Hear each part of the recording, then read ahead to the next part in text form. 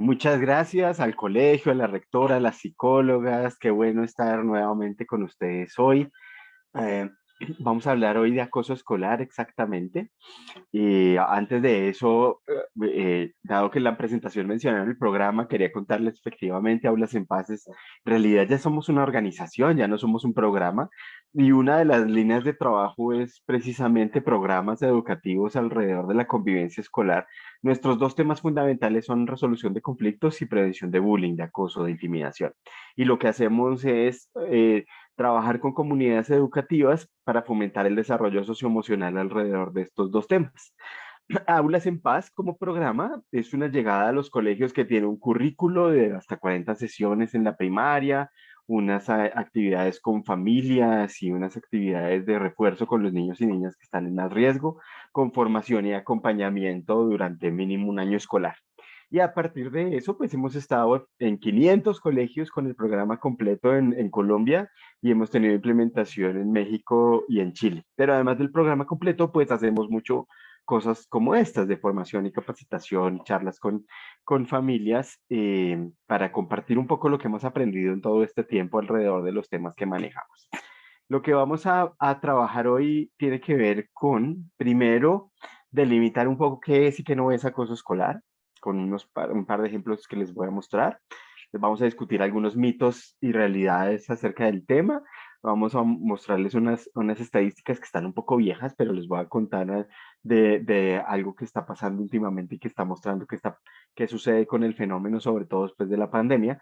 Y vamos a hablar de cómo se prefiere, qué hacer en la casa, sobre todo, qué hacer como padres y madres no cuando, porque parte de lo que les voy a mostrar hoy es que siempre estamos involucrados en situaciones de acoso escolar, ¿no? Esto no es una cosa de si en realidad está pasando, sino que siempre pasa. Y entonces nuestros hijos tienen siempre un rol. Y ahora les cuento un poco qué rol es el que están jugando en las situaciones de acoso escolar que están ocurriendo. Y cerramos con el rol de los colegios, que es como para volver sobre qué es lo que tienen que pasar en los colegios alrededor del tema. Y aquí tengo un par de historias. La primera historia es de un par de niñas, Roselia y Lisa, 12 años, mejores amigas, todo el tiempo están juntas, y llega una tercera niña del colegio, una niña nueva que se llama Manuela y comienza a juntarse con Roselia y entonces a Lisa le dan celos. Y Lisa siente que va a perder a su amiga y comienza a hacer cosas como para que eso no pase. Va y le dice a Roselia que no se junte con Manuela. Y Manuela hace lo mismo, le dice no se junte con Lisa. Roselia está ahí como entre la espada y la pared en un triángulo y Lisa cada vez con más celos. Va y busca a Rodrigo, hace algo que parece que hacen un poco más las niñas que los niños. La agresión en las niñas es más sutil, más elaborada, no es tan básica como la de los hombres. Esta es agresión indirecta, ir y decirle a alguien que haga algo. Entonces va a buscar a Rodrigo, le dice, Rodrigo, vaya, dígale a Roselia que es una estúpida por meterse con Manuela, los hombres que somos muy obedientes, pues él va y efectivamente le dice, le mandaron a decir esto. Roselia pues le da rabia, va, confronta a Lisa y le dice, si tiene algo que decirme, dígamelo en la cara. Lisa le dice que va, abrace y la empuja, y Roselia le da una cachetada. Si se dan cuenta, pues con la agresión pasan estas cosas, que cuando uno responde agresión con agresión, usualmente la cosa escala y hay más agresión. No solamente más agresión, sino más personas involucradas. Aquí Lisa le contó a la mamá, ya cuando las familias se involucran, ustedes saben que ya esto es un nivel distinto de problema. Y esta mamá hizo algo que hacen muy frecuente las mamás y los papás y que no es tan bueno. Eh, Parte de lo que vamos a hablar hoy es sí, qué hacer además de esto. Porque como papás uno cree que conoce a la otra familia, son amigos y que va a arreglar la cosa y en realidad lo que pasa casi siempre es que se empeora el tema, sobre todo si es bullying. Esta mamá fue y buscó a la otra mamá, le dijo su hija le pegó a mi hija y la mamá de Roselia lo que hizo fue que regañó a Roselia y le dijo si usted tiene algo perdón, si usted no me meta en sus problemas, maneje sus cosas, a mí no me meta en sus cuentos. Ese es el caso uno. El caso dos es de una persona adulta que nos contó que cuando estaba estudiando había un grupo de niños que les decían los nerds. Esta era una mujer, es una mujer que en ese momento tenía una posición de liderazgo en ese grupo, era una de las niñas que de alguna manera todo el resto seguía. Y describía ese grupo diciendo que tenían estas características de los personajes de esta película de nerds que había en ese momento. Y dentro de esos niños había uno que llamaba especialmente su atención y que ya no sabía qué era, pero que le parecía lento, indefenso y sin alientos para defenderse. Y contó que se pasaron un año entero llamándolo gafufo, dientón y una cantidad de cosas que ella ni siquiera se acuerda. Y que fue en quinto de primaria. Y luego, en sexto, dijo que estaba con sus dos amigas y le dijeron que pensaron un día que estaban en la casa solas, se les ocurrió una idea fantástica, que era llamarlo y decirle que ella quería ser su novia. Y efectivamente eso hicieron, llamaron al chino, le dijeron, oye, es que te le gusta esta niña, quiere ser su novia, y les sorprendió mucho que él respondió que sí quería ser su novia. Y estuvieron ahí jugando con carticas, notas, cosas que son noviecitos. Y después viene lo que ella dice, esta persona adulta dice que es el recuerdo que tiene con mayor dolor de todo esto que pasó. Y es que, ay, se me quedó por fuera, perdón. Pero lo que hicieron es que delante de todo el grupo, ella lo que hizo fue decirle: ¿usted qué pensó? ¿Que yo podía ser novia de alguien como usted? Y se le rió en la cara. Imagínese al niño que hace parte del grupo de los nerds y que dentro de los nerds era el que parecía más indefenso y como sin alientos para defenderse. Por favor, quiero que en el chat pongan si es bullying el uno, el de Rosería y Lisa. Si ustedes creen que ese es bullying y el otro no, pongan uno. Si creen que el caso 2, el de Camilo, es bullying, no, y el de Camilo y la persona adulta que nos contó, si creen que se pongan dos. Y si creen que ambos, pongan ambos o pongan una A. Dos, dos, dos, no sé. Bien, ¿qué más? Ambos, dos, dos, dos. Ambos, dos. Ambos, dos. Ambos. Ambos también.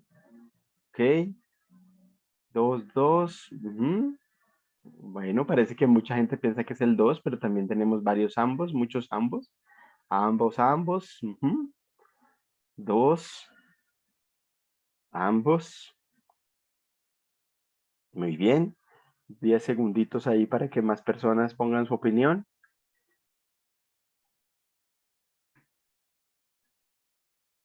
Ambos. La tres, o sea, ambos. Perfecto. Listo. Si quieren seguir ahí comentando, pues el chat igual está abierto. Pero si se dan cuenta, tenemos una posición que parece preponderante decir que es la segunda y otra posición también amplia que dice que ambos. Creo que no vi ningún uno por ahí, o sea que si hay alguno en realidad está perdido en las opiniones de las personas. Muchas gracias por su participación. La cosa es así. De una vez les digo, todos los que dijeron dos tienen razón. El dos es un caso de intimidación escolar. Ay, creo que hay un micrófono abierto, por favor. Gracias. El 2 es caso de intimidación, de acoso de bullying. El uno no. Lo que quiere decir que ambos no son bullying. Y esto ha venido cambiando de una manera muy impresionante, les cuento. Yo he dictado una charla, no esta misma, porque la ajustamos cada año, pero una charla muy similar desde hace 15 años. Y hace mucho tiempo, pues nadie hablaba de bullying, ¿no? Ni siquiera existía la palabra. Entonces, mucho menos se distinguía. Ahora nos estamos encontrando con que estamos siendo mucho más certeros a la hora de saber qué es bullying y qué no, que era una queja, todavía existe, digamos, pero una queja que había antes. Pasamos de no tener bullying a todo se volvió bullying. En los colegios, por ejemplo, es muy usual que le digan a uno, es que cualquier cosa que pasa acá, los papás llegan diciendo de una vez bullying, bullying, bullying. Ahora, pues no sé cómo esté la cosa en Medellín, pero que en Bogotá está terrible. O sea, los escándalos mediáticos de los colegios bogotanos que tienen casos relacionados con bullying que ustedes deben haber visto, están siendo muy fuertes parece que la pandemia nos dejó con un impacto socioemocional, que es lo que hablamos el año pasado, pues también complicado, que hace que esté habiendo más bullying en la parte negativa, y en la parte positiva también hay una sensibilidad mayor frente al tema. Entonces se está viendo más, que no es malo, Yo creo que estamos viendo muchas cosas que efectivamente pasaban antes y eso está muy bien. También están pasando cosas más intensas en términos de agresión y eso sí necesitamos abordarlo porque, pues por el bienestar nuestro y de nuestros hijos. El 2 es bullying. ¿Por qué? Porque el bullying, que en realidad no hay una palabra en español, lástima, trato de no usar palabras en inglés en la vida, de hecho no me gusta, pero en el caso del bullying la uso mucho porque en realidad no hay una palabra en español que refleje la totalidad del fenómeno. Hablamos de intimidación escolar, de acoso escolar, de matoneo. En Bogotá la Secretaría de Educación habla mucho de hostigamiento. Hostigamiento me parece chévere porque tiene como una visión donde aún más o menos le muestra a uno qué es la cosa. Pero pues bullying, demos el permiso de usar unas palabritas en otros idiomas. Este bullying me parece que está bien, mientras nos ponemos de acuerdo y tenemos una palabra que en realidad usemos todos juntos, porque lo otro problemático es que usar palabras distintas algunas veces nos lleva a pensar que son fenómenos diferentes y no. No nos gusta, eso sí, hablar de matoneo, sobre todo porque cuando uno habla de matoneo hay un matón. Y cuando hay un matón, la forma de manejo usualmente tiene que ver con hacer que ese matón cambie o con eliminarlo. Y eso en el caso del bullying no solamente está mal, sino que es contraproducente y termina aumentando el fenómeno. Y lo que hace es empeorar la cosa. Por un lado tenemos los conflictos. Entonces, los niños y los jóvenes se agreden en el colegio a veces porque tienen conflictos. Los conflictos son situaciones normales de la vida, aunque parecen lo mismo, porque en realidad lo que uno ve es la agresión, son distintos al bullying.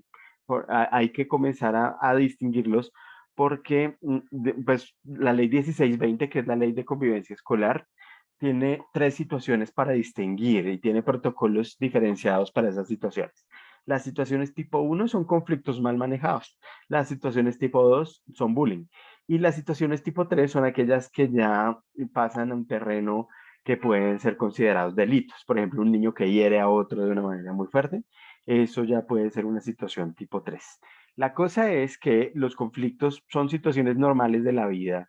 Siempre que hay varias personas reunidas, tienen formas de ver distintas las cosas, tienen intereses que pueden chocar entre ellos, es decir, queremos la misma cosa y nos peleamos por eso, nos gusta la misma niña, nos gusta el mismo niño, queremos usar el mismo espacio, queremos la misma cosa, los niños quieren el mismo juguete y entonces se pelean por eso, o queremos cosas distintas, yo quiero comer esto, tú quieres comer esto, yo quiero jugar esto, tú quieres jugar esto, yo quiero hacer esto, tú quieres hacer otra cosa, y también ahí hay un choque.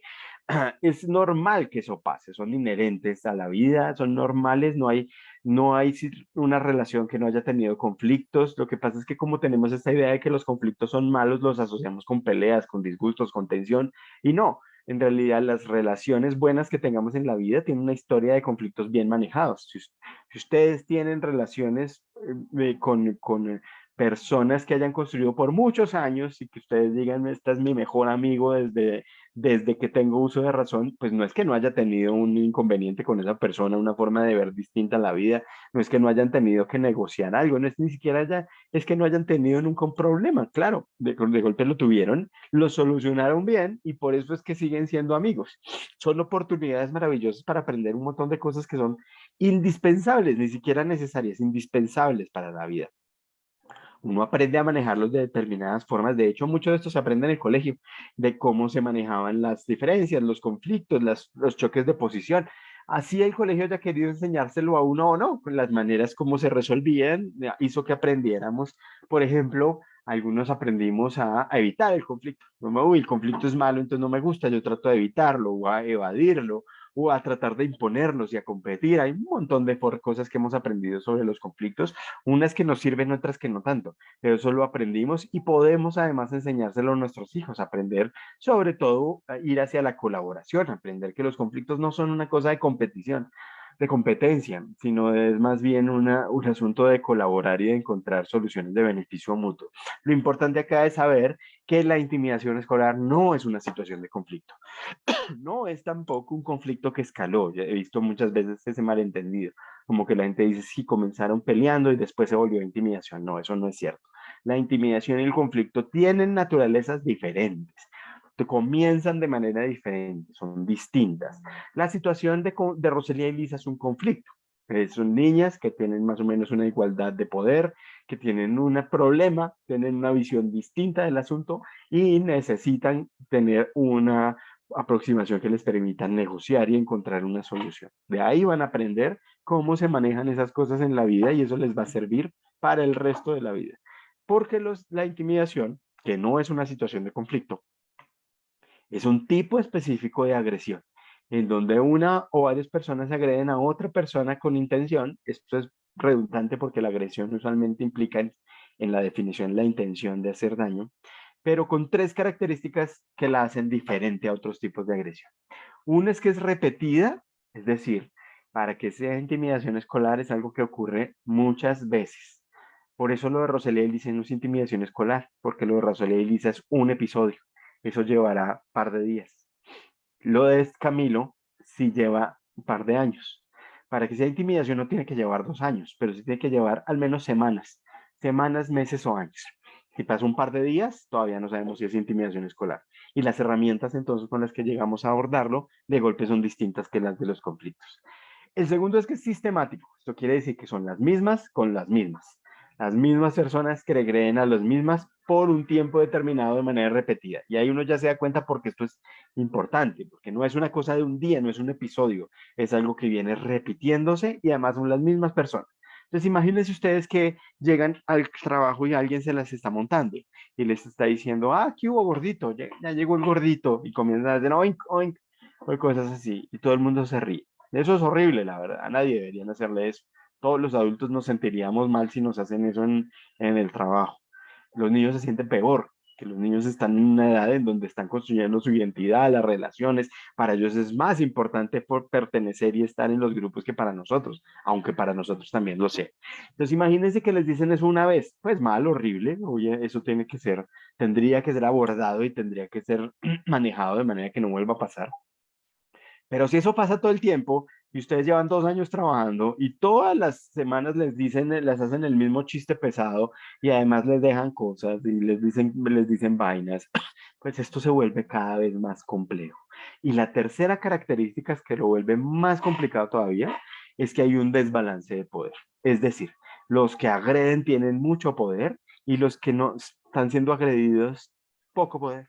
Entonces, en el ejemplo del trabajo, que en el trabajo también hay bullying, lo que pasa es que se llama mobbing, pero también tienen las mismas características. Imagínense en el trabajo, no es solo que se la monten todo el tiempo y que le digan estas vainas y que le hagan estos desplantes y les den estas cosas. Es que quien se la está montando tiene más poder de golpe su jefe y que usted además está en una situación de vulnerabilidad porque supongamos que a usted no le gusta ese trabajo y no le ha ido bien con nadie, entonces no habla con nadie y usted se la pasa solo todo el tiempo y los que se la montan son todo el grupo de los que son súper amigos. Ahí es donde uno comienza a ver por qué es que esta vaina es complicada. El desbalance de poder hace que la víctima esté en una situación de vulnerabilidad, que además explica por qué el bullying es la mayoría de las veces invisible. Y es que la persona que está siendo víctima usualmente no pide ayuda, no se queja, no dice nada. Y entonces los adultos lo que ven es nada, ven unas risitas aquí y allá, nadie está pidiendo ayuda, nadie está quejándose, nadie está diciendo mucho. Y aquí entonces pasa algo y es que parte de lo primero que tenemos que hacer con el bullying es verlo, porque no lo vemos. Cuando lo vemos es porque la agresión, que siempre escala, y se ha vuelto tan problemática que ya se vuelve una cosa tan evidente y tan difícil, que también es mucho más difícil de manejar. Si nos hubiéramos pillado la cosa un par de años antes cuando comenzó, seguramente habría sido mucho más fácil de manejar. La cosa es más o menos así. Todo lo que ocurre en términos de agresión en los colegios, algunas cosas son bullying, más o menos un 20% de eso de la agresión, y algunas cosas son conflictos mal manejados. Y las herramientas para manejarlas, como les digo, son diferentes. No es solamente un capricho académico, es que en realidad lo que funciona es distinto. La aproximación pedagógica es diferente. Hay una base común de desarrollo socioemocional, pero hay algunos énfasis que son distintos para cada una de estas cosas. Por ejemplo, yo no sé si de pronto hay abogados entre los que nos están escuchando. Hace unos años, ya varios años, con la violencia intrafamiliar, hacían conciliaciones y entonces sentaban usualmente es un abusador hombre lamentablemente y una abusada mujer. Usualmente hay una historia en donde claramente hay toda un abuso de poder en donde hay una vulneración de derechos fuertes con una persona que usualmente no tiene cómo defenderse y alguien que es pues un abusador. Y la sentaban a negociar porque pensaban que podían negociar la cosa. Y claro, pues uno no puede negociar nada con alguien que está abusando de uno y que está vulnerando sus derechos y la violencia intrafamiliar subía. Obviamente guardando las distancias, porque pues no es lo mismo, pero hay algunas cosas en la naturaleza que son parecidas, por ejemplo, el abuso de poder. Entonces, si uno junta al acosador con el acosado, lo que va a obtener usualmente es un aumento en la intimidación. Mientras que en los conflictos lo que uno sí quiere es juntar a las partes que tienen un problema para que negocien. En el acoso no, eso no funciona y puede ser contraproducente. El acoso escolar puede incluir agresión física, golpes, patadas, empujones, pellizcos, puede incluir agresión verbal, apodos, ofensas, groserías, cualquier cosa donde yo use palabras para herir y para maltratar. Puede incluir agresión relacional o indirecta, los chismes, los rumores, la exclusión, el dejar por fuera a las personas, ahí también hay mucho bullying relacionado con eso que es más difícil de ver, que el golpe directo o que el insulto. Esto a veces es más difícil de ver todavía, los niños y niñas que son dejados por fuera de los grupos. Y obviamente puede ser ejercido a través de medios digitales. Hubo un aumento gigantesco en el cyberbullying a partir de la pandemia y está siendo pues muy problemático, pero el bullying presencial también. Y en realidad hay una base común de relacionamiento que pues, está detrás de las dos cosas. Y como hay una historia, pues usualmente hay una combinación de todas las anteriores, como que uno no dice esto es solo físico, solo verbal, sino que puede haber de todas en mucho tiempo. No es acoso escolar un conflicto entre iguales, no es acoso escolar que una vez se burlaron de mi hijo, no es acoso escolar un episodio. Y por favor no quiero decir que entonces esto está bien. Es decir, una sola vez que haya una agresión en un colegio, eso está mal y ahí los niños tienen que aprender, es una oportunidad de aprendizaje. Debería haber acciones específicas para que ese niño aprenda, y los niños involucrados aprendan lo que tienen que aprender, pero no es acoso escolar. Y vuelvo y digo, es importante saberlo, sobre todo por el abordaje, para saber cuáles son las herramientas que tengo que usar. Los colegios tienen que tener protocolos para cada una de estas situaciones diferenciadas, entonces dependiendo de qué es, se activa uno u otro protocolo y no es el trato amable que reconocen como amigable los estudiantes, el que se saluden con groserías a veces no es ni siquiera agresivo, entonces pues menos es acoso escolar. Hay un montón de mitos alrededor del acoso escolar. El primer mito es, esto no hace daño, es inofensivo, a mí me pasó, mire que soy normal, y esto tiene unas expresiones muy sutiles, entonces les pido por favor que piensen qué tanto ustedes pueden estar aquí, porque justamente es porque uno se da cuenta que está ahí que puede cambiar. Yo, por ejemplo, cuando comencé a trabajar esto, debo confesar que hace 15 años yo decía, ay, pero qué bobada ese, ahora por qué le ponen tanta tiza al bullying si eso siempre ha habido. Pues hay mucha verdad en el mito, pero es mentira. Entonces, claro que siempre ha habido, claro que las personas, la mayoría sale bien, no todas, sí, es una de las primeras causas asociadas con el suicidio infantil y juvenil. La gran mayoría de las personas sale y parece que está normal, pero no es cierto, hace mucho daño. Hay consecuencias graves, gravísimas, para todo el mundo, no solamente para la víctima, para el intimidador, para todo el mundo. No solamente está asociado al suicidio, a la conducta, a la ideación suicida, a los cortes, a los trastornos de alimentación. No solamente está asociado a esto, sino que pues piensen en Camilo. Camilo, que llevó un año en que le decían gafufo dientón, que era parte del grupo de los nerds, dentro de los nerds el más distinto, y la niña linda del curso llega y lo humilla frente al salón en sexto. Imagínense eso, que a uno en sexto, que uno está tratando de encajar en el mundo, que uno quiere relacionarse con la gente, lo humillen frente a todo el mundo. Yo creo que uno como adulto puede más o menos entender eso y entender que si se lo hicieran a un adulto sería grave, horroroso, para un niño es mucho peor. No solamente ese daño, en ese momento ya debería mostrarnos que esto no es inofensivo y que efectivamente hace mucho daño. El segundo mito es, imagínense que alguien les dice, oiga, a mi hijo se la van a montar en la vida, entonces yo sí necesito que aprenda a defenderse. Entonces, El bullying forma el carácter. Qué bueno que haya bullying porque eso lo fortalece, lo prepara para la vida dura. Tiene cierto sentido, ¿no? Como que uno dice, bueno, claro, ahí hay una cosa verdadera que tiene uno que aprender a defenderse. Claro que sí, que uno tiene que tener un carácter fuerte para las cosas duras de la vida, también, pero no con el bullying. O sea, uno no se fortalece con el bullying, es todo lo contrario. Las víctimas de bullying tienen más ansiedad, baja autoestima, más inseguridad. Vuelvo y digo, piensen en Camilo, piensen en Camilo cuando estaba ahí siendo humillado. ¿Ustedes qué creen? Que Camilo dijo, ah, qué bien, esta humillación es lo que me va a fortalecer en la vida para que yo pueda enfrentar los retos. Pues claro que no. Obviamente puede que pase porque somos máquinas resilientes, entonces de golpe a Camilo lo más seguro es que haya vuelto, le haya dado la vuelta a eso, pero la pasó muy mal y estuvo en mucho riesgo. Es decir, eso no formó su carácter, en su carácter lo formaron otras cosas, el apoyo, la familia, el colegio, no fue el bullying. Es decir, el bullying lo que hace es fregarme, joderme. Lo que me hace es tener más ansiedad, menos autoestima y estar con mi carácter disminuido.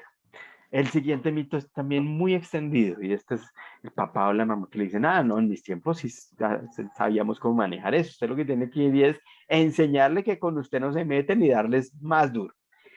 Y aquí quiero que piensen, por favor, en cuál es la sociedad que estamos construyendo, por un lado. Porque la mayoría de nosotros nos quejamos de la violencia y de que quisiéramos tener una sociedad más pacífica, independientemente de la posición política y de si eso está asociado con qué visión de paz. Pero la mayoría de nosotros, si por no decir todos, quisiéramos una sociedad pacífica sin violencia. La paz y la violencia no está solamente en el monte, no está solamente en la calle, está también en la familia y en lo que construimos día a día, en donde justificamos el uso de la violencia como algo que nos ayuda a obtener lo que queremos o algo que incluso pensamos que es justo. En realidad no lo es. Yo he desarrollado en todos estos años de trabajar con Aulas en Paz y con el equipo de trabajo una posición de cero tolerancia entre la violencia y la agresión. Claro, a mí se me salta la piedra, yo puedo decirle algo malo a alguien, claro que sí. Seguramente yo puedo agredir a alguien. El problema no es hacerlo, el problema es verlo y tratar de solucionarlo y repararlo, porque en algún momento se me va a saltar la piedra y voy a decir algo.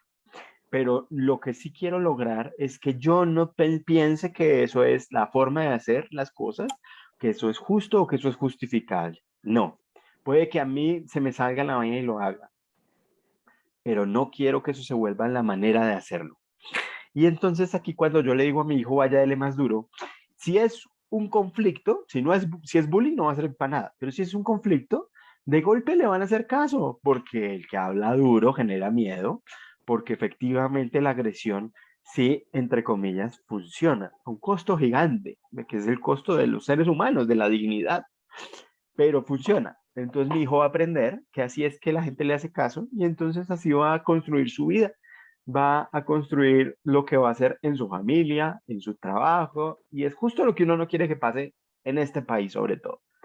Pero si es bullying, acuérdense del desbalance de poder, si es bullying, si este es el niño o niña que no tiene poder y que va a tratar de darle más duro a los que tienen más poder en su salón, que además usualmente no están solos, sino acompañados, usted lo está mandando a que lo masacre, a que haya más agresión, a que haya mucha más violencia y los intimidadores que están ganando poder y prestigio no van a ceder ese poder y prestigio fácilmente y van a terminar agrediendo más.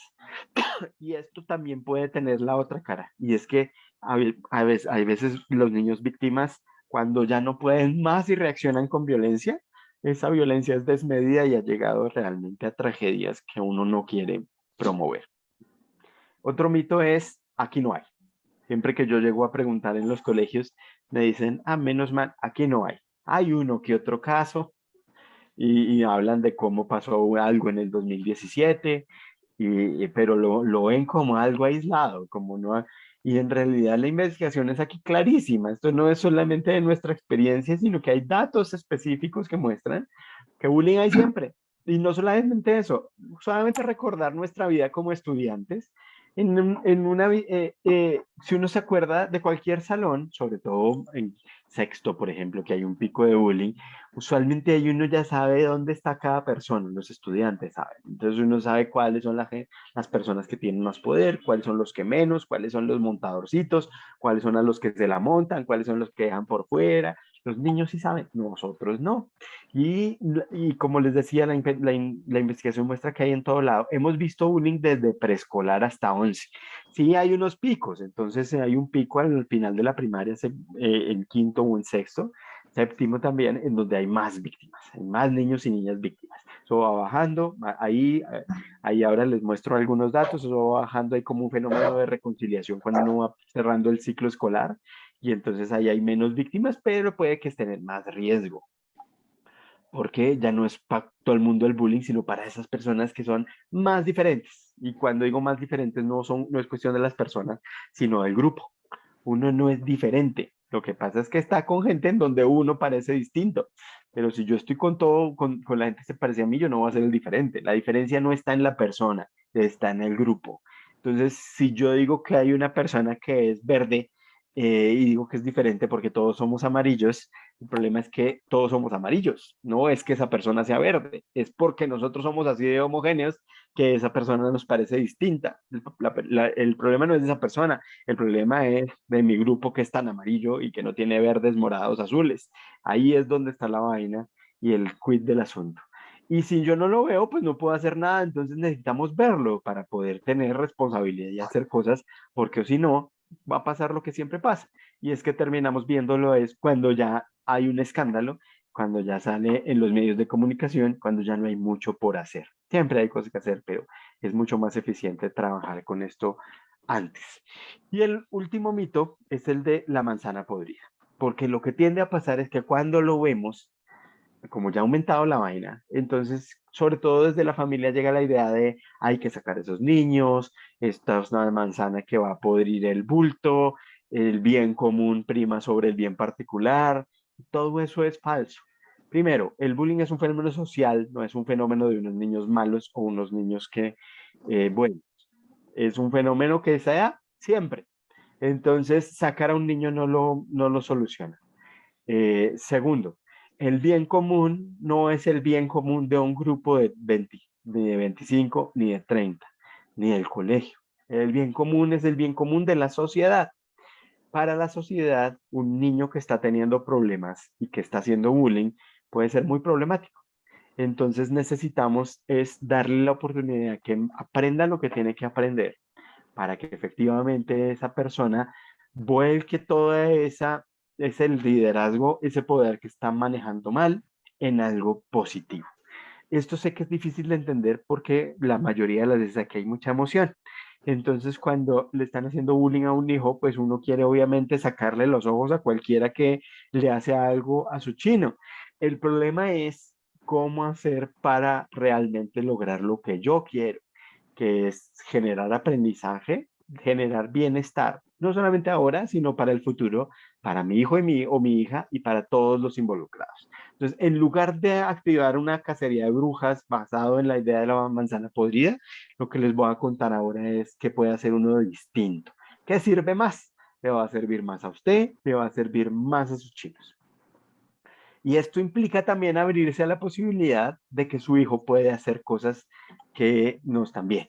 No, eso no lo hace malo, pero usualmente lo que pasa aquí es que cuando hay una sospecha de intimidación, le llaman a la familia y dicen, oiga, su hijo como que está intimidando a alguien. Lo que hacen en las familias es negarlo y decir, no, mi hijo jamás, nunca, no puede ser, porque mi hijo es bueno. Uno cree, mi hijo es bueno, claro, es que intimide no lo hace malo. Al contrario, fíjense que los niños que intimidan tienen muchas características muy positivas, tienen poder, liderazgo, muchas veces son muy inteligentes. Burlarse de alguien implica una inteligencia alta. Uno no se puede burlar de alguien si no es inteligente, no puede ser sarcástico, no puede ser irónico. Lo que pasa es que eso no justifica nunca abusar de ese poder y maltratar a alguien. Entonces hay que abrirse a la posibilidad de que eso pueda pasar sabiendo que lejos de volver malo a mi hijo, lo que él muestra es que tiene un potencial enorme, quizás incluso más que otros, pero que ese potencial implica un poder que tiene que manejar y que tiene que aprender a dirigir. Es muy frecuente, fíjense que tenemos pruebas, estos son datos de todos los colegios del país, rurales, urbanos, privados y públicos. un promedio de todos los colegios. En todos los colegios del país en quinto grado, 37 personas dicen haber sido víctimas de bullying. Esto es muchísimo. En el mundo esto está alrededor del 20-22%. En Colombia está muy alto en el 2016 y ahora ha aumentado más. Más o menos 22% dicen haber intimidado. Esto cuadra con lo que uno esperaría encontrar y más de la mitad lo han visto, que también cuadra. ¿Quiénes los ven? Lo ven, los niños lo ven. Siempre está. Los niños lo ven, hay que pillárselo rápido para ver qué hacer, qué ahora les voy a decir qué hacer. Tranquilos, ya vamos a llegar para allá. En noveno grado tiende a bajar, como les decía, como que en noveno tiende a bajar y uno espera encontrar en 11 más o menos entre un 10, máximo un 20% de niños que son intimidados. Los niños que intimidan se mantienen más o menos estables, alrededor del 20% son niños que pueden abusar de su poder y cada vez lo ven más niños. Fíjense, cada noveno lo ven, el 65% han observado que hay intimidación escolar. Y esto genera un triángulo en donde hay unos niños que pueden estar intimidando, unos niños o niñas que pueden estar siendo víctimas y unos niños que pueden estar siendo observadores. Uno no está ahí con un rótulo, uno puede moverse, entonces uno puede ser que en unos años uno intimidaba, otros años uno se vuelve víctima, en unos grupos uno no es, uno está. Y eso es muy importante porque el rotular a la gente y pensar, este es un intimidador puede ser muy negativo. Igual con la víctima, porque hay de victimización y una cantidad de cosas ahí que nos sirven. La mayoría de los niños y niñas son observadores. ¿Qué consecuencias tiene esto? Riesgo de depresión y suicidio en víctimas, riesgo de venganza violenta, bajo rendimiento académico, estos niños no quieren ir al colegio, no tienen la disposición para aprender, los intimidadores están en riesgo de violencia, riesgo de carrera criminal. Esto suena lejano seguramente en un contexto como el de ustedes, pero en Colombia lamentablemente tenemos muchos contextos en donde esto está muy cerquita. En colegios, por ejemplo, en Cali estamos en Agua Blanca y ahí los niños están a un pasito de tomar decisiones que uno no quiere que tomen. Imagínense un niño que aprende que puede tener liderazgo basado en la agresión, que aprende que lo respetan porque se la monta a otros. Y a ese niño tiene unos grupos que le están proponiendo hacer vainas en la puerta del colegio. Ese niño realmente está en mucho riesgo. Y los observadores están en riesgo de desensibilizarse, de pensar que eso no es problema de ellos, que hay que hacer otras cosas. Por eso la prevención implica abordar esos riesgos desde el aprendizaje. Fíjense que yo acá no les... Y el manejo. Aquí el manejo no es, mire a ver cuál es el intimidador y sáquelo. No, eso no funciona. Lo que necesitamos hacer es darnos cuenta de cómo es que está funcionando la dinámica del grupo y primero, fundamental, promover aprendizaje. ¿Qué aprendizajes? Hay dos básicos, la empatía y la asertividad. Los intimidadores necesitan empatía, conectarse emocionalmente con las personas víctimas. Muchas veces no se dan cuenta, ¿cierto?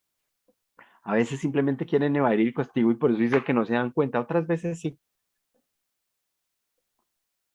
Piensan que es chistoso. O piensan que son realmente súper graciosos y no se dan cuenta de que hay alguien sufriendo. Y entonces a veces es solamente como conectarlos con eso y paran. A veces es solamente mostrarles que hay alguien sufriendo y ya eso es suficiente. Otra es la asertividad. La asertividad es lo que necesita la víctima para pararse y decir, oye, eso no es chistoso, para. Pero sobre todo por el desbalance de poder, por definición, a la víctima se le dificulta ser asertivo, se le dificulta pedir ayuda, no tiene gente por ahí cerquita que lo soporte, así como al intimidador se les dificulta conectarse empáticamente. ¿A quiénes no se les dificulta? A los que están viendo. Entonces son los que están viendo y las que están viendo los que tienen la empatía que le falta al que está intimidando y la asertividad que le falta a quien está siendo víctima y son las que pueden pararse a decir, no más, esto no me gusta, para, por favor, eso no es chistoso, por favor, no lo digas más, él se está sintiendo mal, no le digas así. Eso solamente para la gran mayoría de las situaciones de intimidación escolar, sobre todo cuando están comenzando a ocurrir. Por eso, la prevención comienza por el desarrollo socioemocional. ¿Desde cuándo? Desde preescolar. Claro, en Aulas en Paz, el grado en donde tenemos el énfasis específico en bullying, de prevención de bullying, es cuarto de primaria. ¿Pero ¿Por más qué? cariño todavía? Porque ahí viene el pico que les digo que ocurre en quinto y sexto. Entonces, preparar a los niños justo antes de que van a llegar allá para que tengan más empatía, más asertividad y otras cosas. Por ejemplo, las redes de amigos. Hay una cosa fundamental y es mientras más amigos tenga yo, más protegido estoy. O mientras mejores amigos. No necesito una horda de amigos, pero si tengo un par de amigos, eso me va a proteger. Las víctimas muchas veces no tienen ni uno. Entonces, una cosa que hay que comenzar a ver es cómo hacer para fomentar que estas personas tengan amigos, que manejen sus emociones. Hay que fomentar los mecanismos de detección y atención. No lo vemos, acuérdense. Entonces, necesitamos mecanismos de detección anónimos para que las personas puedan decir, oiga, esto está pasando. Y obviamente una denuncia anónima uno no la toma como un hecho, pero sí comienza a ver qué hay allí, qué es lo que está pasando, para movilizar una ruta de aprendizaje, porque hay mucho que aprender acá. Los observadores necesitan deslegitimar la agresión, saber que es problema de ellos, que esto no es normal. Muchas veces pensamos es que los niños son así, que así es en estado y los niños también lo piensan. No, esto no es normal. Abusar de la gente, tratarla mal, no es normal. No sería normal en adultos. ¿Por qué nos parece normal en niños que en realidad sufren más y están en una situación de mayor vulnerabilidad? Y los intimidadores no necesitan el peso de la ley sobre ellos. Eso no funciona, no sirve. Los intimidadores necesitan maneras constructivas de destacarse. Los intimidadores necesitan saber que la embarraron, necesitan reparar. Y esto claro que les debe generar alguna incomodidad, porque es normal que uno se sienta mal cuando la embarra, pero la incomodidad no viene de un adulto que lo castiga y le dice, la incomodidad viene más de adentro, es la incomodidad que efectivamente transforma, la incomodidad que lo lleva a uno a hacer cosas distintas y a saber que puede realmente desembarrarla. Todos podemos cometer errores en esta vida, lo importante es saber solucionarlos y no castigarlos. Aprendemos no a pesar de nuestros errores, aprendemos gracias a nuestros errores. El error es una oportunidad de aprendizaje. Claro que tiene que haber consecuencias, no me malentiendan, esto no es que no va a pasar nada, pero eso que va a pasar no tiene que ver con lo que tradicionalmente uno quiere y es que le caigan a ese chino con toda para que pague. No, esa idea es una idea vengativa, esa idea es de una justicia punitiva que en realidad está movida es por mi rabia y por lo que estoy sintiendo. También a mí como adulto me cuesta la cosa y entonces necesito canalizarla para encontrar lo que más les sirve a los niños para que aprendan y para que logren tener la vida que quieren.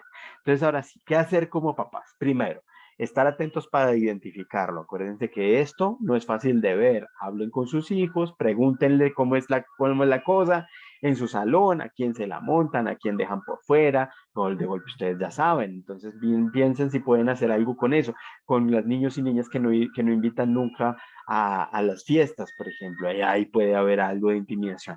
Y sepan que su hijo siempre está involucrado. Sepan que en el curso de su hijo hay bullying, que siempre va a haber, y que su hijo está involucrado, porque puede ser quien está agrediendo, quien está siendo agredido o quien está observando. Y en las tres situaciones usted puede hacer cosas. Antes de pensar qué hacer, piensen qué es lo que quieren lograr. Porque es que hay un problema y es que las emociones que uno siente con los hijos son quizás las más intensas de la vida. Y entonces cuando uno piensa que su hijo está en riesgo, se despierta un chip de defensa muy importante, maravilloso, porque es el que realmente hace que tengamos esta relación tan fuerte con nuestros hijos, pero a veces desbordado. Necesitamos saber qué queremos. Y para eso necesitamos sobre todo manejar lo que sentimos. Si queremos frenar la agresión, promover aprendizaje, por ejemplo, que sean más empáticos, que manejen sus emociones, que sean más asertivos, está bien. Si yo quiero solucionar la situación y buscar el bienestar de todos, está perfecto. Pero si lo que yo quiero es justicia como venganza, porque la justicia siempre es buena, como venganza crea un ciclo y es terrible porque en realidad termina siendo también profundamente agresiva y violenta. La cacería de brujas, la manzana podrida, eso no me lleva a ningún lado. No me lleva a mí, no me lleva al colegio, no lleva a los chinos, no sirve. Usualmente genera más bullying, genera más agresión y es agresiva en sí misma. Si yo que lo que yo quiero es defenderlos o promover que se defiendan con agresión, mal también.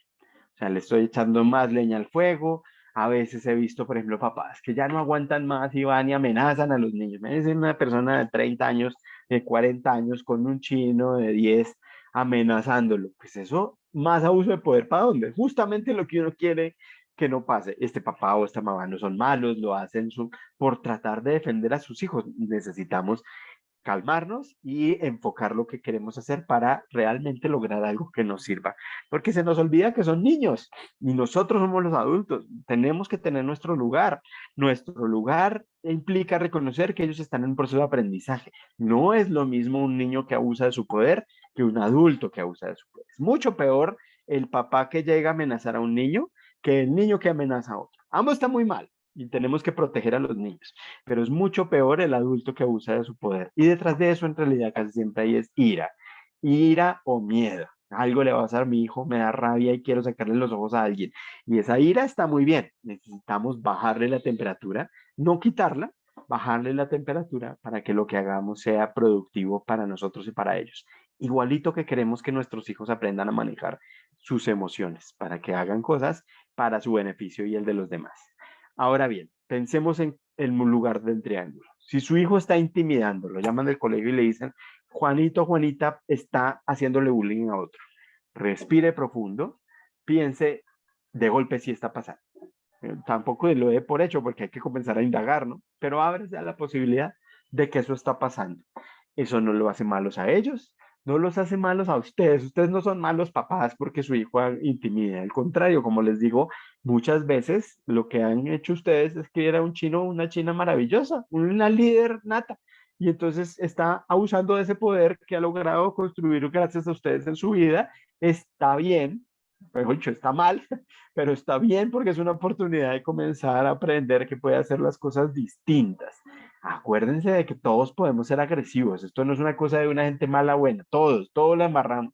Todos podemos tratar mal a la gente. No, ni siquiera todos hemos tratado mal a alguien en algún momento en la vida. Lo importante es no justificarlo. Lo importante es entender que hay otras formas mejores.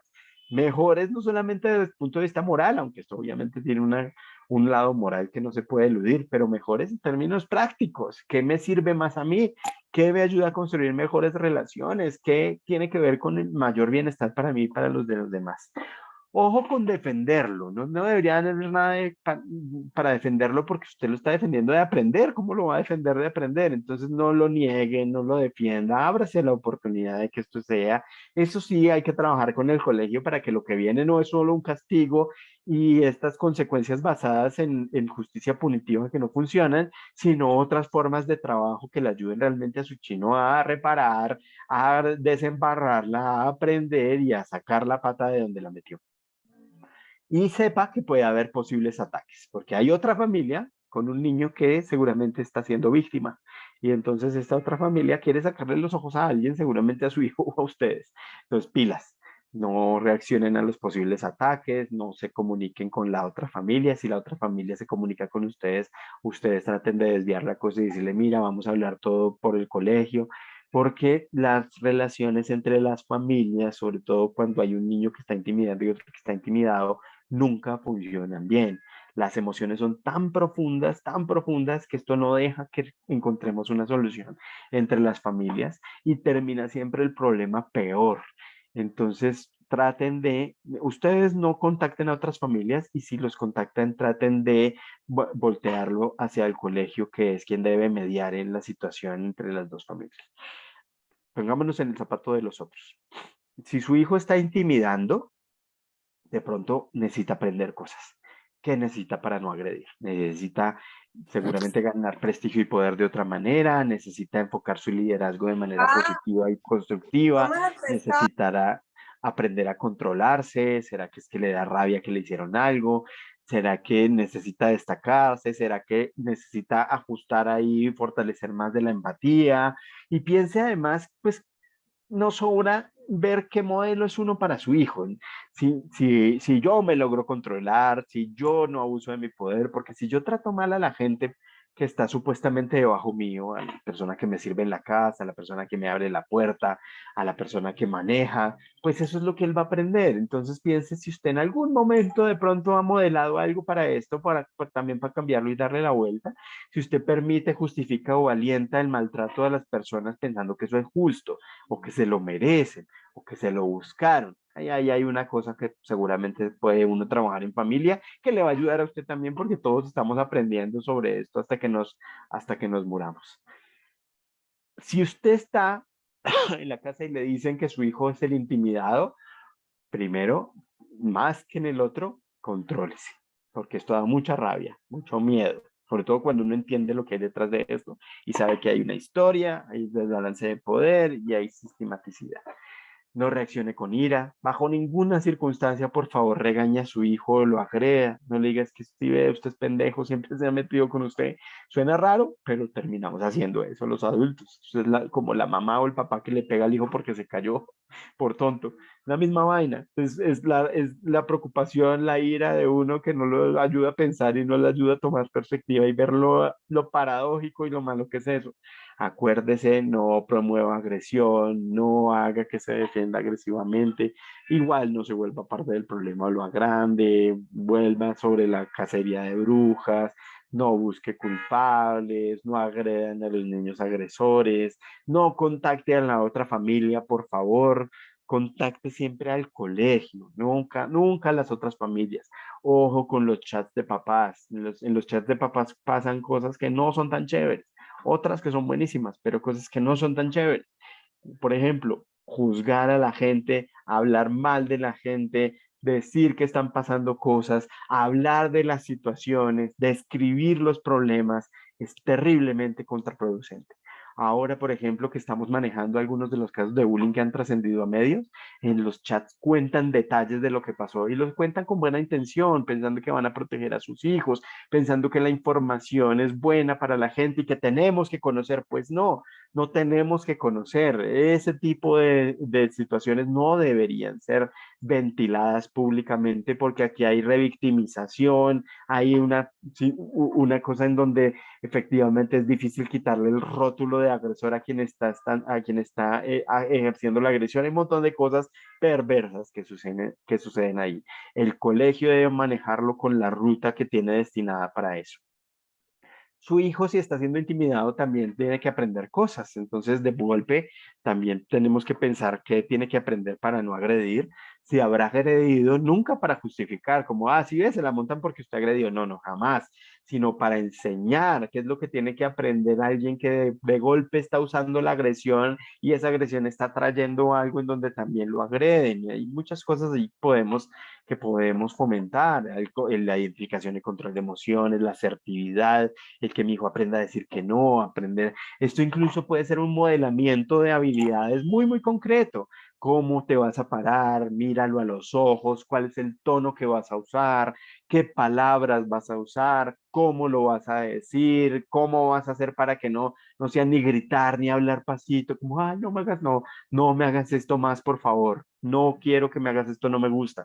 Eso es súper importante. Imagínense aprender eso en la vida, lo que le sirve a uno o buscar ayuda, con quien cuentan, con qué adultos, con otros amigos, con otros compañeros, cómo puede tener cada vez más red protectora, cómo puede tener cada vez más personas que se acercan a preguntarle cómo está, con quiénes hablar. Ante cualquier sospecha de bullying, comunicación inmediata con el colegio siguiendo conducta regular, inmediato.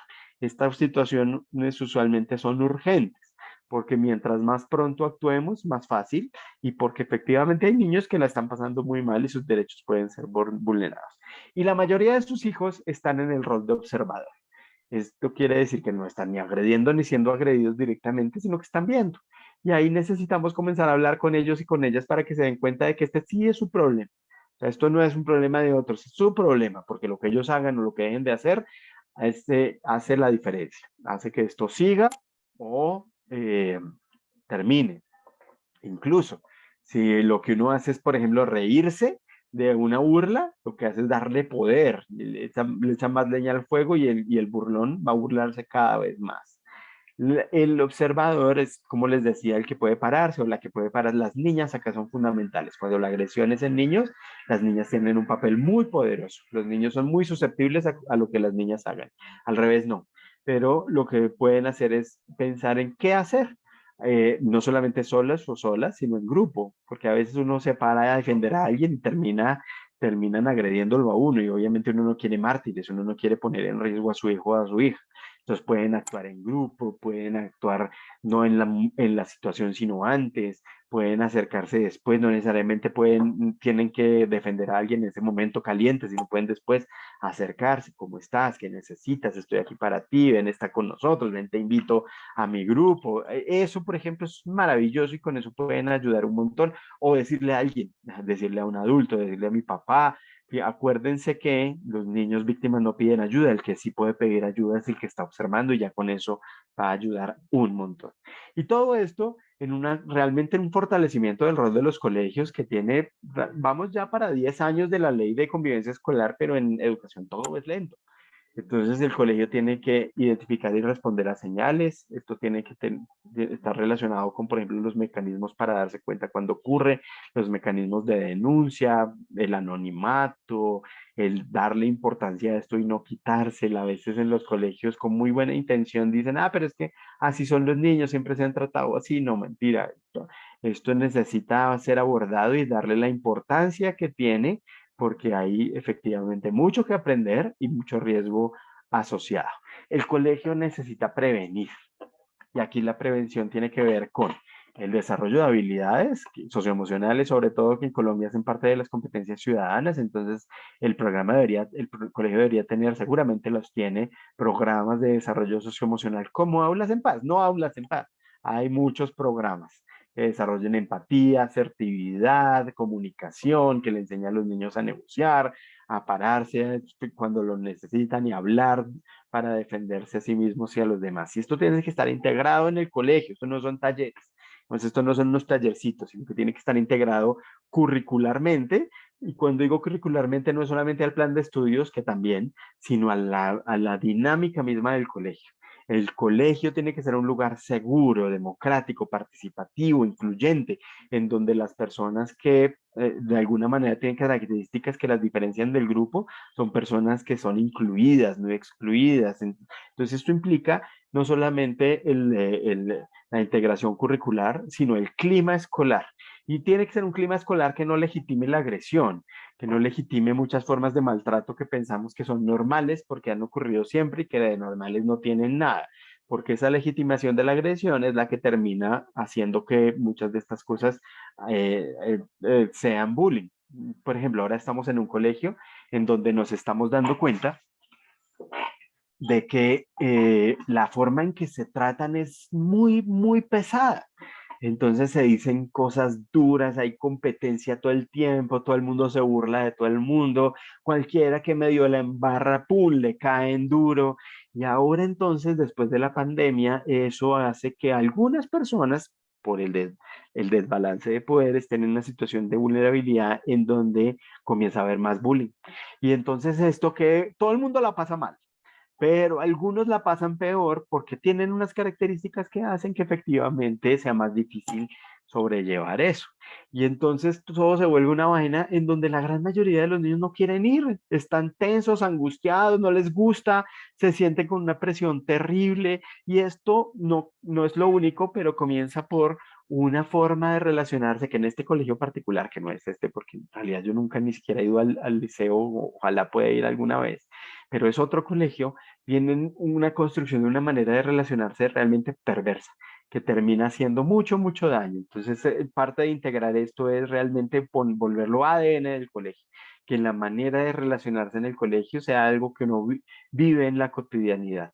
Y por último, pues el colegio tiene que tener conductos regulares, protocolos predefinidos para identificar y manejar los casos que implican comunicación con padres, en el caso del bullying inmediata y un involucramiento de todos, no solamente de los que se están agrediendo, sino de las personas que pueden ayudarle a uno y están observando y del grupo completo para que realmente esto lo abordemos como lo que es una dinámica de grupo y no un problema de individuos. Y para los que necesiten más o quieran tener más información, esto todo nació en la Universidad de los Andes, dirigido por el profesor Enrique Chaux. Este es el libro que resume los 10 años hasta el 2012 que llevaron a la creación del programa. Esperamos tener el nuevo libro, pero todavía muchas de las cosas que salen acá se aplican. En Aulas en Paz tenemos cada vez más recursos en nuestra sección que se llama con este nombre. Sobre todo desde la pandemia comenzamos a desarrollar muchas cosas que están abiertas para que sobre todo para niños más pequeños, ¿no? Los que quieran tener cosas para niños más grandes, pueden ver el Kit Papás que desarrollamos con Red Papás, los videos del canal del Ministerio de las TICs que se llaman en TIC Confío, por ejemplo, en términos de ciberbullying o de seguridad en línea, hay un montón de cosas buenísimas acá que allá son más para adolescentes.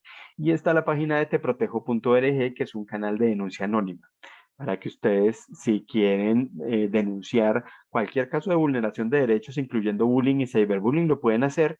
Y hay un equipo que está detrás de estas denuncias y hace seguimiento, que es lo que usualmente pasa con las denuncias, ¿no? Que uno siente que no pasa nada. Aquí hacen seguimiento para que las entidades que tienen que hacer algo efectivamente se muevan y hagan algo al respecto. Muchas gracias. No sé cómo están viendo, pero me imagino que más voy a prender la luz mientras hay preguntas.